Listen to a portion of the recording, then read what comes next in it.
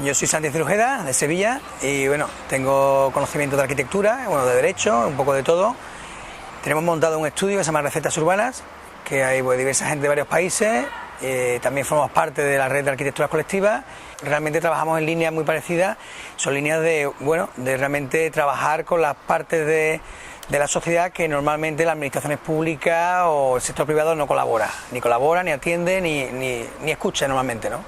Y con ese conocimiento social, arquitectónico y diseño, pues bueno, planteamos soluciones, en nuestro caso son recetas urbanas, para plantear alternativas a lo que la política oficial da. Nosotros a veces no diseñamos las soluciones, ni solo estamos atentos a lo que la gente nos pide. Si la gente plantea un cambio alternativo en educación, nosotros damos las herramientas para que la administración pública cambie ese modelo educativo y que se construyan conjuntamente otro tipo de espacios, otro tipo de educación, ¿no? Con lo cual nosotros somos una herramienta, pero una herramienta que frente a otros arquitectos, que está un poco vinculada a lo que los concursos públicos decían, a lo que deseaban las empresas privadas, nosotros no hacemos concursos nunca y hemos estado escuchando a esa parte de la población no atendida y somos solucionadores de problemas, pero con ellos.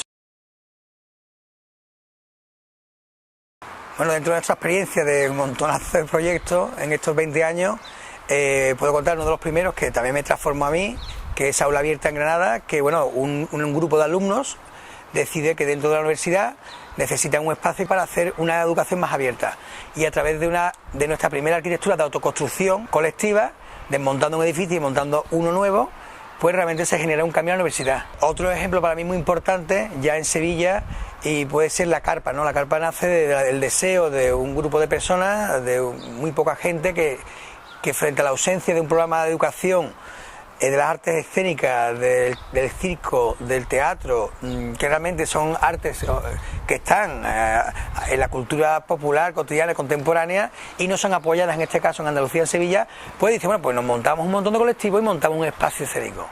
Intentamos también educar a las administraciones públicas para que vean que tienen que colaborar cediendo un suelo, y si no hay materiales, no tienes dinero pero tienes un suelo, pues lo cedes. Tienes materiales de residuos, los cedes. Ya nos encargamos de solucionar el problema nosotros. Entonces la carpa se consolida, más allá de que la han cerrado hace 6 meses por una actitud política contraria, y ahora hemos dicho, ya no tenemos suelo, nos habéis echado, queremos ese edificio que está abandonado. Sois unos irresponsables porque no habéis usado ese edificio, nosotros nos hacemos cargo.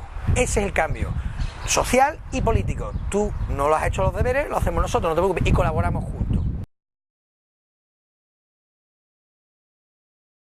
La fábrica de toda la vida, en Los Santos de Maimona, luchadores como ninguno, que han llevado 4 años con un convenio, que luego han sacado otro convenio de cesión de un edificio público abandonado, una fábrica de cemento, lo han rehabilitado.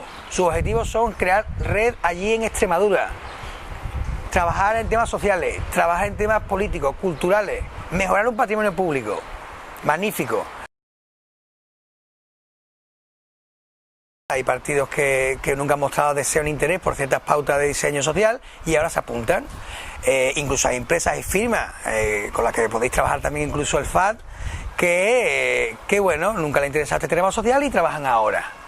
Entonces, a mí que se apunten al carro me parece, bueno, todo el mundo está invitado a la fiesta, pero lo que sí hay que mantener es una seriedad y un compromiso a largo plazo. O sea, que en época de crisis se apunten a administraciones que nunca le han mostrado o empresas que nunca les ha interesado en absoluto el trabajo social, si lo hacen ahora que lo hagan con compromiso a futuro. O sea, que cambie el reglamento, que haya compromiso y que no den migajas. O sea, que si ahora dicen, no, queremos abrir solares, no me des un año de solar, si te lo crees realmente me das 10 años. Yo entiendo que todo el mundo tiene derecho a trabajar en lo social porque es así, pero que no decoren, que se comprometan. Y eso es muy fácil de visibilizar, dónde llegan sus compromisos. Hay que estar atento.